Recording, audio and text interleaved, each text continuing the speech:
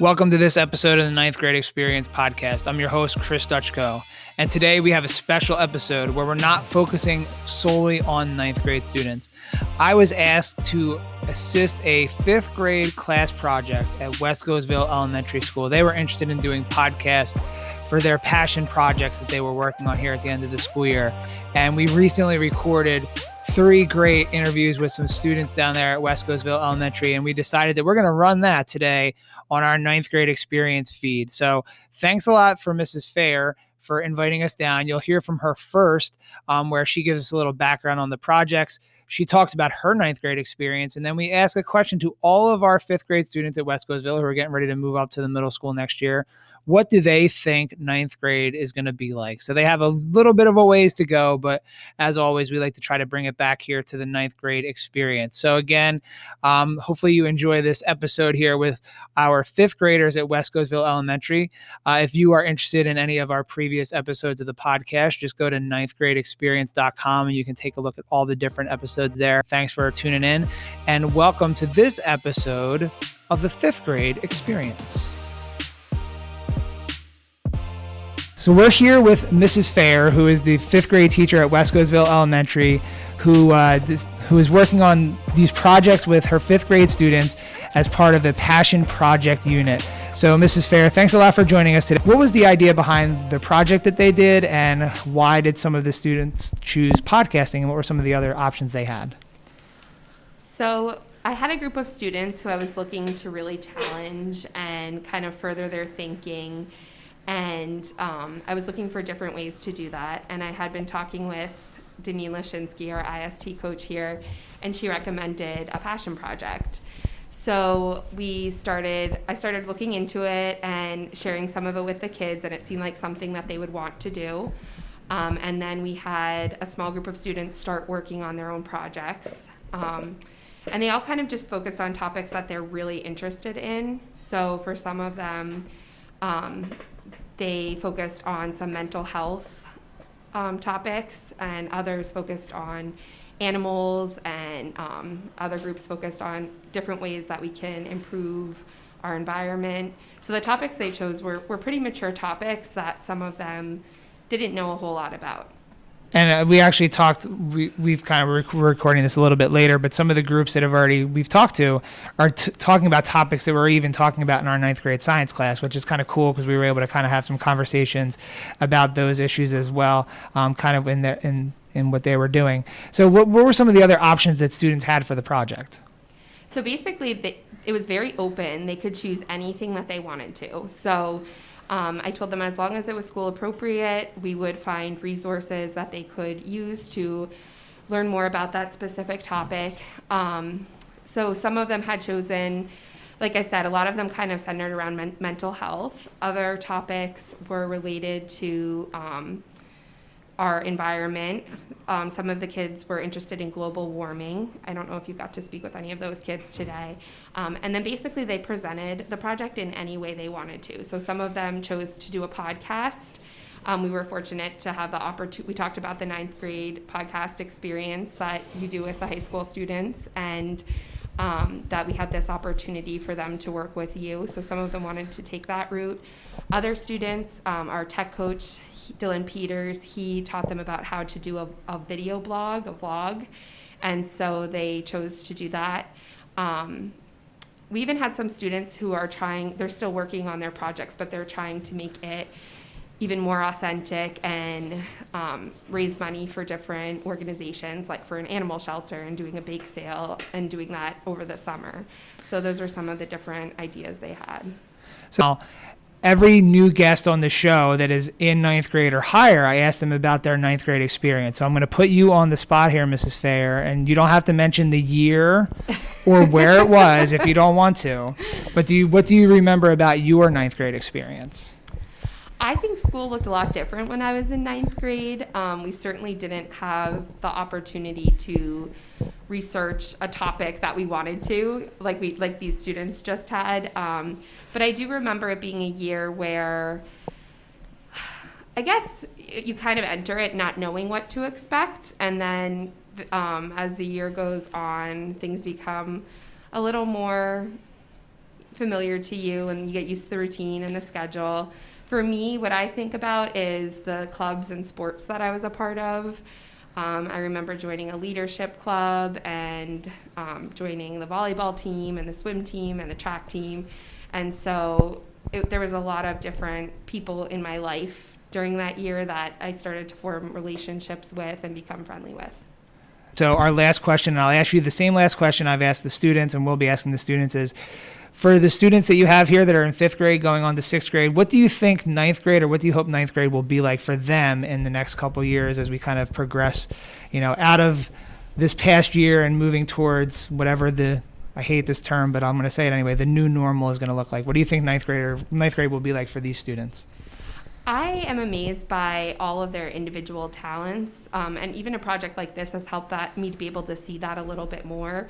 And so I hope when they're in high school, they're able to really learn more about the areas that they want to learn more about. They're able to join clubs that they're really interested in, and sports teams and things like that, and really just kind of show off their talents and be able to give, use them to make the school and our world better. That sounds awesome, and thanks so much for having these students do this. So far, we've heard some really great stuff from students. We have a couple more that are getting ready to present and talk to us here in a couple minutes, so we're excited to hear from them. But this is a cool project. Thanks for asking me and the 9th grade experience to be involved with it, and we look forward to sharing it with whoever we can share it with in the near future. So thanks a lot. Thank you. Thanks for giving them this opportunity.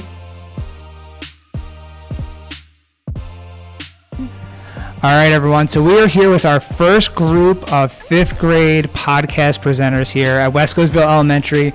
I'm here with Ella, with Maddy, and with Leah, and we're going to be talking about different things related to animals that they did a project on for, it seems like, several months, because my daughter's in these classes as well too, and I feel like they've been working on it for a long time, so they're excited to share all their information with everybody today in this podcast format. So Ella, Maddy, and Leah, thanks a lot for joining us today. Yeah, thanks for having us. So we're excited to hear all about your different projects and what you did. So we're going to just start off by giving a little information about the topic that you did first. So we're going to let Ella and Maddy, who work together, go first. And they told me their topic was on animal extinction, but they're going to give us a little bit more background to what they did. So go ahead, ladies, kick it off. Yeah, so basically we did a project on why animals are dying. Fun. So, yeah, Maddy, do you want to share something? You want to share one of your facts? We were both working on different kinds of topics in the region of that, and I was doing jungle habitat info. And I did, ocean habitat info. So, Maddy, you want to share something you wrote down? So I learned that rainforests are the oldest ecosystems on Earth, and some are at least 100 million years old. And that's pretty cool. I'm going to just jump in for 1 second. So we might run this on the 9th grade experience, and it's funny because our 9th grade science class, which I'm a teacher of 9th grade science, some of the things that we focus on are rainforests and oceans. So this will be kind of hopefully. So when students tell me, we never learned this stuff before, well, I have 2 students here that have learned about rainforest and oceans. But before you go all into your project, we're going to make sure that we don't leave Leah out here, because Leah is also one of our animal experts here, and we'll kind of just go around here and we'll kind of see what's going on. But Leah's is a little bit different. Leah, why don't you tell everybody what your project was about? My passion project is about animal shelters, specifically dog shelters, and how we can help them grow and not leave animals on the streets. So we have a common theme here, kind of animals, and we have, I would assume, 3 animal lovers here, right? Yeah. Does anybody, Yes. do you all have an animal? Yeah. No. Well, I do. Okay, hold on. We both have a dog. Okay, so we have people with dogs, and then Ella said, I have an air pet. It's really fun. What's an air pet? It's a pet that's invisible and it's made of air and it doesn't do anything. See, that to me is great, because I don't want a pet. I don't want to clean up after it. I don't want to have to take it to the bathroom. I don't want to have to put it in a shelter when I have to go somewhere. So I like the idea of an air pet. But we're not going to talk all about air pets today. We're going to talk about real animals and real pets. So Ella and Maddy, why don't you were kind of giving us a little bit of information there about your topics first. So we'll let you kick it off here with kind of why did you pick your specific topic? Was there something about animal extinction or the rainforest or oceans that you all thought was an interesting topic, and why you did that? Well, I really like the ocean, and I think it's really cool. Like in 3rd grade, I wanted to be an oceanographer when I grew up. I really enjoy the ocean, and I think your favorite animal? Yeah, my favorite animal is a red panda, and it lives in jungles, and it's also endangered. So I kind of chose this topic because my favorite animal is endangered as well. And that's pretty cool, because like whenever you kind of have and I think Leah said that these are passion projects. So when you have something that you really like, it kind of makes it a little bit easier to do that project. I thought it was funny, Ella, you said back in 3rd grade, I wanted to be an oceanographer. Like you're like, you know, it's not like you're like my age where it's like, oh, in 3rd grade, I wanted to be a taxi driver. That was like some 20 years ago. That was like 2 years ago for you that you wanted to be an oceanographer. But maybe we'll hear about what you want to do next. So you guys have a kind of an interest in that. How about you, Leah? Why did you pick working with or exploring animal shelters as your topic? I chose this topic because I love dogs, and I watch shows about how people rescue dogs and they put them in shelters. And sometimes I think about how some animals, like dogs, don't get that. And I just want to help out the dogs that are stray on the streets. That's cool. And then hopefully when we talk in a couple of minutes more about your project, that you kind of maybe can tell us maybe what you've kind of learned about that and what they're actually doing with shelters and those kinds of things. So back to Ella and Maddy here. You know, they have their iPad set up in front of them. They're like ready to go here. They said they came in with scripts and all this other stuff.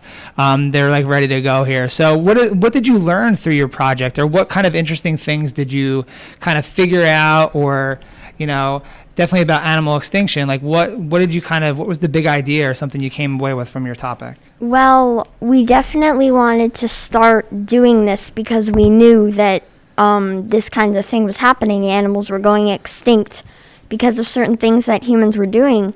But I definitely learned that it was a lot more serious than I thought it was. And like in the ocean globally, 100,000 marine animals die every year just from like plastic pollution, like swallowing plastic, getting tangled in it. 100,000 a year. I did not know it was that much before I started this. That's a lot, right? And it's one of the things about the ocean that's interesting is like, how do they even figure that out? Like how many animals are killed? But that is definitely one of the big things that are killing animals in the ocean, with pollution and other things like that. How about you, Maddy? What did you learn about rainforest or jungles, animals in that area, or something that you kind of took from your part of the project here? Well, I wanted to find out why so many of them were dying. And some of the reason is because when one species goes extinct, other species depends on that animal. And so they die because they don't have those resources from the animal. And then it kind of just keeps going down. And then those animals go extinct and it just keeps going on. Now I'm gonna ask you a question, and you may not know the answer to this, but we actually talk about this in 9th grade science. Do you know what it's called when the animal is that important to the food chain, food web, and when it's gone, and and everything around it kind of suffers? Do you know what they call that? Not that sure. It's called a keystone species. So we actually talk about this in 9th grade science. So it's pretty cool that you brought this up. It's actually, we talk about that because when you take something out of an ecosystem like that, then it impacts everything around it. And even with the ocean as well too, and I'm sure we'll talk about this with the shelters and things, when you take something out that's part of a larger puzzle, you know, when you take the one thing out, it kind of messes up some of the other stuff. So I think that sounds like something that you all saw in your project. How about you, Leah, when you're thinking about like what was your big takeaway or big thing that you learned about shelters in your project? So Something I learned about animal shelters is that it really helps our community because they reunite pets with their owners. They're also important because animal shelters also take homeless dogs off the streets that are suffering. So different stuff there. Did you learn or did you look at any like local animal shelters, or like did you get your dog from an animal shelter? I got my dog from an animal shelter in Texas. They brought it up from Texas into New Jersey where we picked her up. That's cool. So what was it? Was there a reason that your family decided to get a dog from a shelter? Our family is really into like helping save dogs so they don't stay in there for too long. And how many do you have? More than one? You said really into dogs. Do you have more than one dog? no, because our family thinks it's too much work. But in the future, I'm going to get a bunch of dogs when I'm older. I hear that. I agree with your family. One dog is a lot of work. I can't imagine having multiple dogs, too. So, Ella and Maddy, when you looked at your topic, so you kind of discovered this interesting stuff, did you find anything, or did you think about, like, things that you all can do with it? Or, like, what else did you explore when you were doing your project? What are some of the other things you learned or figured out, or things you want to tell people that are listening about, you know, animal extinction in these areas of the world? A lot of the things that we learned is really people are right. Like, some people are like, oh, well, recycling, whatever. There has to be, like, something else that we need to do. No, they're right. Like, we've done a lot of research, and all we've really found is that the people who tell you what you need to do are right. Like, you just have to recycle and that kind of thing. Because that's the main thing that we need to do to help. There's not much else we can do aside from going out and picking up plastic from the ocean that already could have been recycled. No, and maybe that could have been a 5th grade field trip this year. Going to pick up plastic from the ocean. No, I don't know. I thought maybe that you would laugh or think, oh, yeah, let's go to the ocean. No, I know we can't go on field trips. I know we can't do all that kind of stuff. But, yeah, you're right. Like, kind of believing in what people are telling you. It's kind of, sometimes there's a lot of doubt about what you hear and what people are telling you. But something very simple, that's something you can do here at Wescosville or in Emmaus or wherever you're listening. Very simple thing to kind of clean up the trash, especially in your case, you talked about how much plastics in the ocean were impacting different ocean animals. How about you, Maddy? What kind of things did you hear or read about that people can do, or things that are being done there in the rainforest to kind of help with animal extinction there? Well, one thing definitely is to recycle. And I also found that there was a certain type of bird that died, and this tree needed it to survive. And so this tree is very endangered, and it almost went extinct. And scientists tried and got a domestic turkey to save the tree because they were that desperate. And scientists won't be able to save all species like this, so we kind of have to just recycle and try to do other things that might help our animals. So a turkey in a rainforest, that sounds like a pretty cool, it's not one that I've ever heard, and we've studied rainforests for a lot of years at the high school, so I think it's kind of fun that somebody out there is taking turkeys and trying to do stuff like that. That's probably a really interesting story that you had. How about you, Leah? What were, kind of conclusions or big picture takeaways from your project that you kind of can tell people about? So, I also found out that animal shelters could also reduce pet overpopulation by neutering and spaying all adoptable pets in their care. So that kind of goes along with like how you can help animal shelters. I also interviewed someone that owns a doggy daycare. So when you think about getting a pet, you can go take it to a doggy daycare. That's cool. It sounds like you all did a lot of work on this project. You did a lot of research. You were talking to people involved in the field. So as we kind of get ready to kind of wind down here, is there anything else about your individual projects that you would like to tell people that are listening, maybe something we didn't cover or something really cool that you just wanted to make sure that everyone kind of understood? Well, two things. One, there's about 8 million tons of plastic in the ocean right now. Right now, there's about 8 million tons of plastic in the ocean. Yeah, that's unbelievable to think, right? That much all throughout the ocean. Now, the ocean is huge, right? Mm-hmm. So we know that the ocean covers about 71% of the Earth is covered by ocean, but you said 800 billion, right? 8 million tons. 8 million tons, sorry. 8 million tons of trash in the ocean. That's a lot. So, yeah, definitely that's something that we should all be aware of. Was there something else you wanted to share from your project as well, too? Yeah, so me and Maddy found this chart about kind of how long certain plastics last in the ocean before plastic doesn't really decompose, but before it kind of starts to wear off. So, like, a plastic grocery bag, like just from the store, lasts 20 years in the ocean, and that's the least amount of time that plastic lasts in the ocean. Yeah, that's crazy. That's why when you see it, that when you go into a grocery store, they have those like grocery recycling bag centers and those kinds of things. So that's a big reason why they have stuff like that. So that is a pretty good one there. How about you, Maddy? What do you want to share, kind of final takeaways, final big ideas here from your project that you discovered? Definitely try to recycle, and next time you're going to throw something away that can be recycled, think about how many trees and life species you are killing. Yeah, like even a toothbrush, like a normal toothbrush in the ocean lasts 500 years. Like a normal 50-cent toothbrush. And just think of how many of those 50-cent toothbrushes there are in the world today, and those could all wind up somehow into the ocean. That's pretty crazy to think about. That is a lot of brushed teeth out there. So how about you, Leah? Anything else you want to let people know about your project or what you learned about during your time doing this?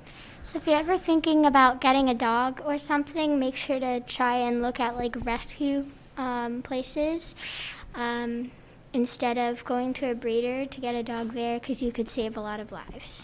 All right, is there anything else that anybody wanted to add in about their projects or anything else before our final question? Oh, no. All right, so here we are. So since I did tell you I'm the host of the 9th Grade Experience podcast, and here we have 3 fifth graders here at Wescosville that are getting ready to move up to the 6th grade next year.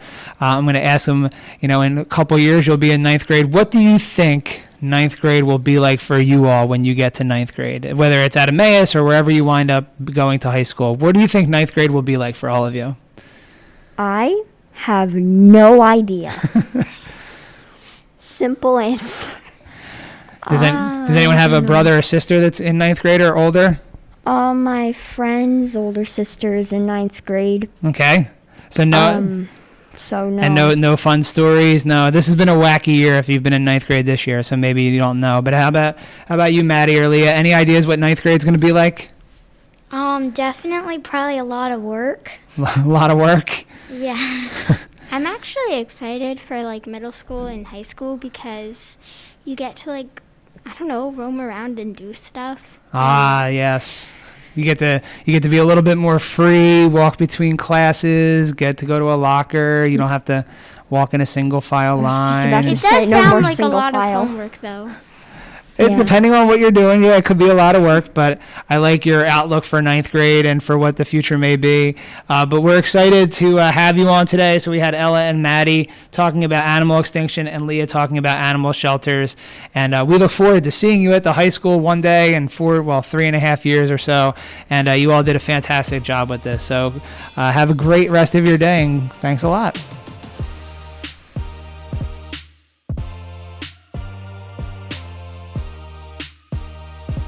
We are here at Wescosville with our second group of podcasters for this year's Passion Project. One of these people I know extremely well and has been a previous guest on the 9th Grade Experience podcast, and the other one I like a whole lot more. I'm just kidding. I'm here with Riley and my daughter Grace, who did a project on saving Arctic animals and things going on in the Arctic. So ladies, thanks a lot for joining us here. You're welcome. So why don't you give us a little bit of background on your topic and maybe why you chose to save the process of saving Arctic animals? We chose saving Arctic animals because we were gonna pick something with animals, but we just didn't know like what area of the world. We were thinking about like rainforest, but then we settled on like polar bears and the Arctic, and that's pretty much how we picked our topic. And some background information. Sure. So you picked animals in the Arctic, which is cool. It sounds like you might have a focus on polar bears. But what? So give us a little background on your topic, or what you discovered, or what you learned about. Well, we kind of wanted to pick a topic of something that was like big happening in the world that would kind of like make a change for the better. So it's kind of about like climate change. Ice is melting, like where the polar bears and Arctic animals live. So it's getting more dangerous for them, and they could go extinct because of their homes like getting destroyed from the weather. And we need to really do something about that. And there's also people drilling for oil in the Arctic, which is also very dangerous to their homes. So it's interesting. Before, I think Grace was going to start saying something, but I think it's interesting. Our last group also talked about some topics that we cover in our 9th grade science class. They talked about rainforests. They talked about stuff going on in the ocean. And what you just brought up about the melting ice and melting glaciers, that's actually, we just finished a unit on that in our 9th grade science class as well, too. So far, our groups that are together here are presenting a lot of topics that our 9th grade students at Emmaus High School are actually covering in a little bit more detail as well, too. So it's interesting to hear what you're picking is stuff that you may encounter a couple of years down the road. But Grace, what did you want to add in? Like when they're drilling oil, like if the oil spills, it will kill all the animals around them, and no place has ever like cleaned up an oil spill. So if it spills, things will happen to the animals, and animals will like die and stuff. Did you guys take a look at any pictures or anything of those oil spills, and do you remember what they looked like when those things happened? Kind of. I didn't really see any, but I did put some pictures of animals, and also I did put some links to websites where you could like sign up to help like make a change for the Arctic. Do you remember, without going like saying the whole like website, do you remember what some of those places were, or some of the places that you can go to like help out these animals? Yeah, kind of. What was one of them? Do you remember what it was called, or like the organization? It was called Greenpeace.org, and there's like issues and to protect the Arctic. Like you could sign up to like prevent oil drilling and oil spills and like killing animals that are already about to go extinct. Okay, so Greenpeace is one of those. What else, Grace? NationalGeographic.com. So they had some sites there. They had some things there of things you could sign up for as well too. Yeah, they'll like teach you how to like be like without like some websites they ask you like to pay money to help them, but like National Geographic, they give you ways you could help without using any money. Like instead of like driving to your friend's house, you could bike to your friend's house to help like the exhaust like not go into the air and start melting stuff. I was just going to ask, it sounds like a lot of you were able to find some good sources. So like, what were some things on the list, or some things that you saw that, maybe your 5th grade classmates at Wescosville, or 9th graders that are listening, or anybody, what are some things that, we people here in Emmaus and in this area can do to help this cause? Well, for one, you could definitely sign the petitions to stop like Arctic oil and drilling. And there's some more stuff in this one article that I'm just going to check out. But like you said, biking to your friend's house or walking somewhere, you could prevent, there's another thing that's kind of touching on the ocean. For it to not go into Arctic oceans, you could prevent using like plastic straws.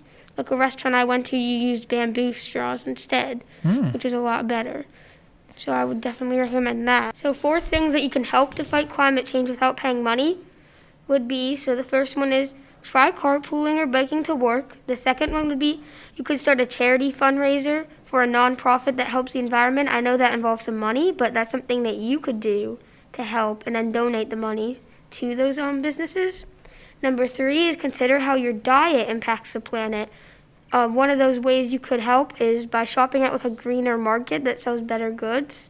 And number 4 is you can start a community project in support of the environment, which is what we're doing right now. That's cool. So lots of different cool ideas there. So one of the things that I know your focus on was Arctic animals. So was there a specific animal? I know you mentioned polar bears at the beginning. Is there a specific animal or a couple animals that maybe you learned about through your project that you're like, you want everyone to know about, like cute, cuddly animals or anything like that? We mostly focused on the polar bears, but some other animals that can be found in the Arctic are snowy owls, Arctic foxes, which are very cute even though they are extremely dangerous. But like a narwhal. Oh, so lots of different animals there. Was there? Yeah. Go ahead, Riley. Were you going to add a couple? Any other ones? Yeah, there are in? penguins and walruses as well, and like beluga whales, even though they're kind of not in the Arctic that much. But there are also some animals that you might find in the Arctic as well. So what was like one, if you could say like one big thing or one takeaway that you learned while doing your project, or like that's maybe something you didn't realize or you didn't know and you're like, oh wow, that's really cool, or like, wow, we really need to do a better job of doing this. What was one thing that you can take away from your project? There are many ways you can help like benefit the earth just by looking into these things. Like you don't have to pay all this money all for this stuff. Like that's what I thought. I thought the only way I could help like the Arctic and endangered animals was by donating money, which I can't do because I don't have that much money of my own. So I just like found all these like websites you could sign up to help, and also saw some other stuff that you could do without signing up for websites. And I did try some of those things, and I definitely felt better after doing them. That's cool. How about you, Grace? What was one thing that you took away from your project, or one thing that you can carry forward? Like one thing that I didn't know is like that the oil, like companies like spill the oil when they are drilling it out of the ocean, which is already bad, but they spill it too. So that means they could kill other animals around them who are just like at their normal habitat doing things that they would normally do. And another thing is like that when the ice is melting, that those people are like losing their homes and like where they're living, so some of them might go extinct from like the ice melting. And I figured out another way you could help. You could like turn off the lights in your house, like if you're not using them, or when you're brushing your teeth, like turn off the faucet so it's not like running. Very good. So those are good ideas that you can use. So is there anything else about your project that you all wanted to share before we get to the final question? Well, we did have a few fun facts in our slide here about some of the animals that would kind of like touch on the subject of the Arctic, like animals going extinct and reasons why they need their cold habitat. All right, we love fun facts. So what do you got? So Arctic foxes are extremely well adapted to the harsh, frigid temperatures of the Arctic. So if the sun were to melt all that snow and ice, that would be horrible for them. Another one is, unlike most owls, snowy owls hunt mostly in the daytime. So I know like the nighttime sometimes it's colder, but like with the sun in the daytime, you know, they hunt mostly in that time. So all the animals could go extinct and they wouldn't have anything to eat. Okay. And the third one would be the beluga whale's distinctive forehead is called a melon, which doesn't have anything to do with that, but just wanted to say that. And yeah, there's a few other ones, like bearded seals smash their heads through ice to make breathing holes.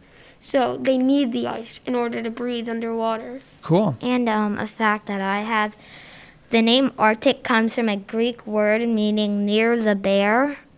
Over recent years, the Arctic region has shrunk due to global warming. And polar bears can smell a seal 3 feet below the snow. That is pretty cool. So lots of good facts there, lots of great information you all shared. So let's get to the final question here. So again, this could be on the 9th Grade Experience podcast here. And we want to ask, this is our last question, what do you think 9th grade is going to be like? You're getting ready to go into middle school next year, 5th graders going into middle school, and 3 years from then you'll be in high school. So what do you think 9th grade is going to be like? I think it's going to be fun because like there's going to be like a lot of clubs you can join and like sports you can do. And I think it might be like chaotic stuff because like you might have to do like a lot more work But other than that, I think it might be like fun. I Okay. think it would be like difficult and stressful. I say difficult because I know we're gonna like as we get older we're gonna learn more of that stuff. But like doesn't mean it can't be difficult. Like sometimes you get confused even though you're paying attention. And in ninth grade you're gonna have a lot of work, so it'll be really stressful. Like you kind of maybe won't be able to do that many fun things anymore that much because you're just gonna have to do a lot of work. And like if you don't do too good in school, you're gonna have to study a lot because like once you leave the high school, I know that's your first year of high school, but like once you leave it, if you go to college, like if you're gonna find a good college, you really got to make sure you're doing well in school so you can get into them. And it's just really important to stay in school and do well. Wow, those are pretty wise words from our fifth graders here. So thanks a lot to Riley and Grace for joining us for their passion project about Arctic animals. Thanks a lot.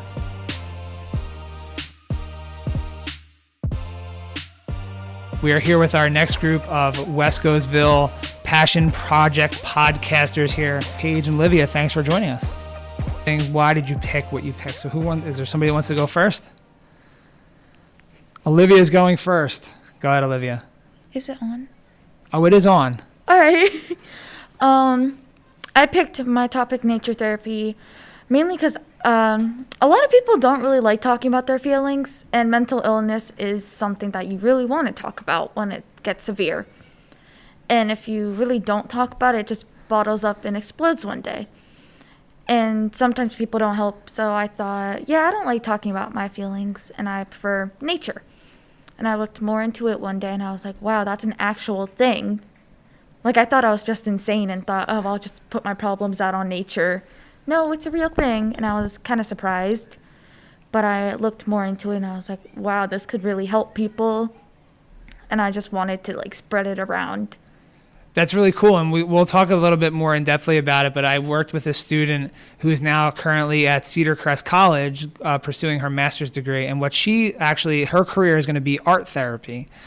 She calls herself an abstract motivational artist, but she wants to, in addition to her own art, do art therapy, which is also another cool therapy thing as well, too. So we'll get more into your nature therapy in a second here, and Paige's topic plays off that a little bit. So Paige, why don't you tell us a little bit about your topic and what you looked at?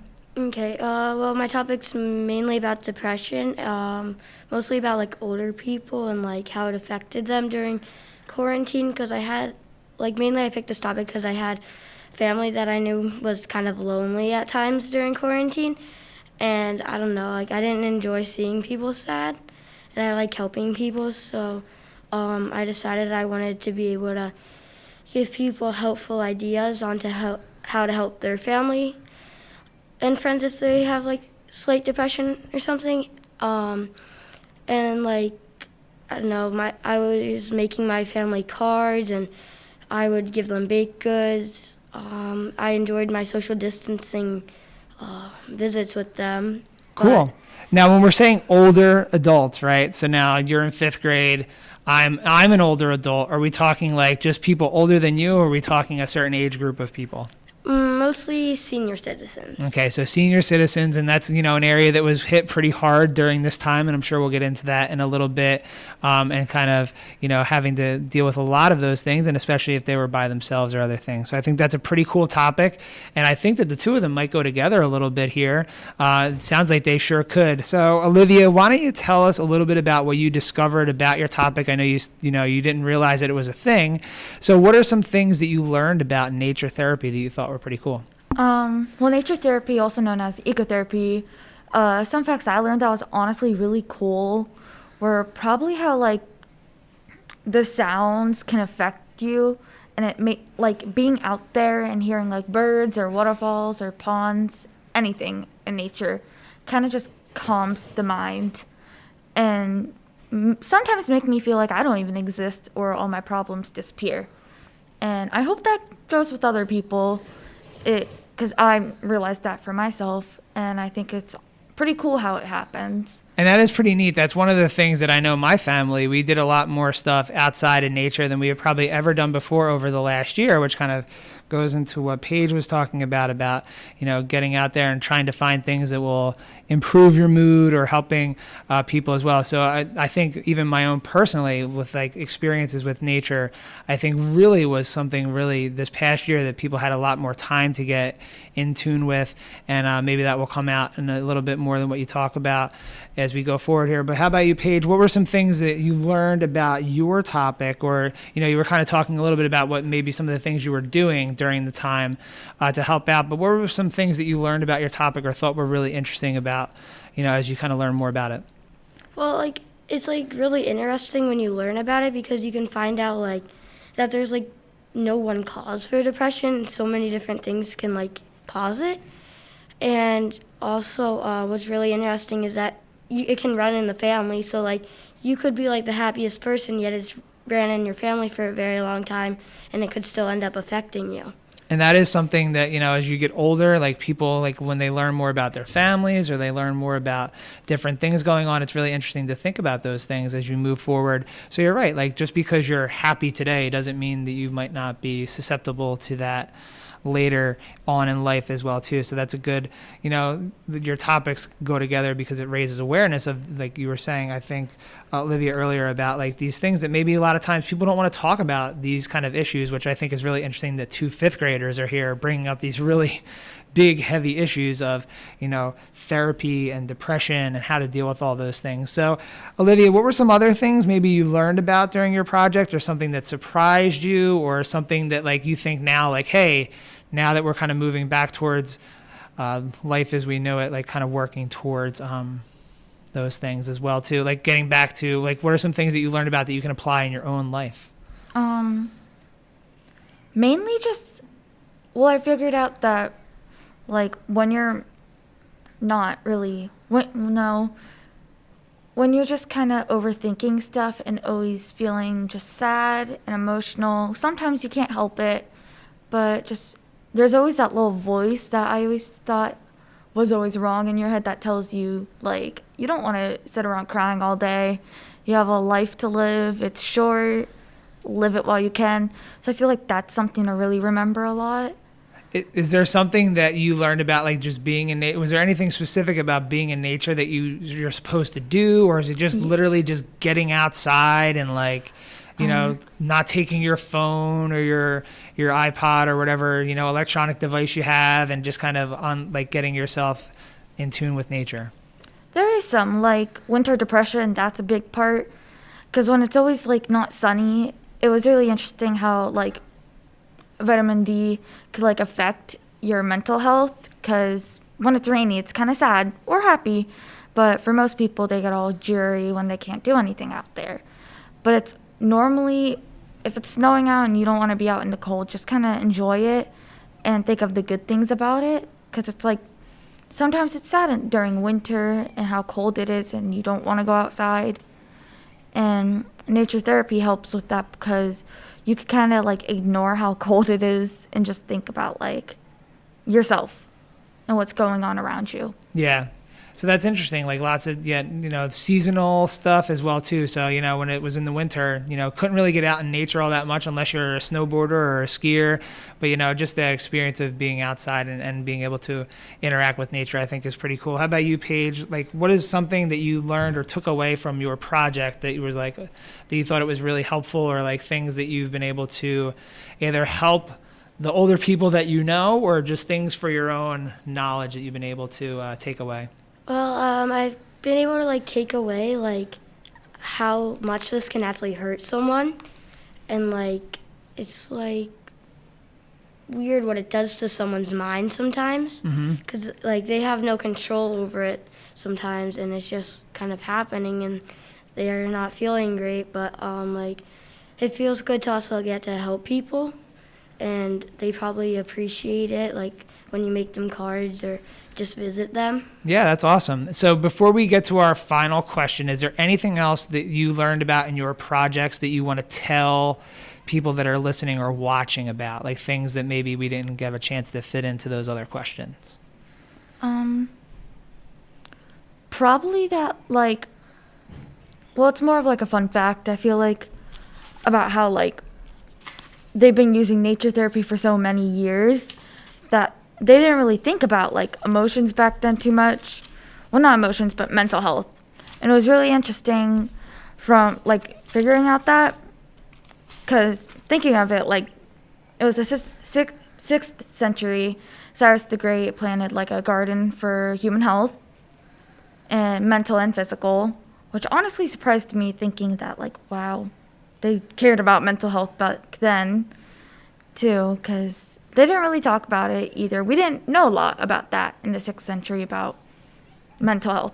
Yeah, definitely. That's definitely, people think that this is a topic that just started in the last like 15, 20 years, but I think people were kind of maybe not calling it mental health. They don't have a social and emotional learning of the 6th century, but it's kind of cool to see all the different things that people might have done during that time to kind of improve their mental state, you know, in addition to just trying to survive and live past, you know, however old the life expectancy was at the time. So that's pretty neat. How about you, Paige? One thing that maybe we didn't talk about, or one thing that you thought was really interesting about your project that you want everyone to know about? Well, people should mostly just be aware about the situation and, like, that affects more people than you would actually think, even if they have slight depression and sometimes they have major. But that's pretty much it, though. Yeah, that's a good point to kind of end your part on, is like there's a lot of people, like, and I think that's part of why everyone was checking in on people during this time and making sure everyone was okay. And hopefully that is something that continues along here, even after we, quote, get back to normal, whatever that's going to look like. So we have one final question for all of you. They got a chance to hear this earlier when they were in the room, so they had a little bit of time to think of their answer.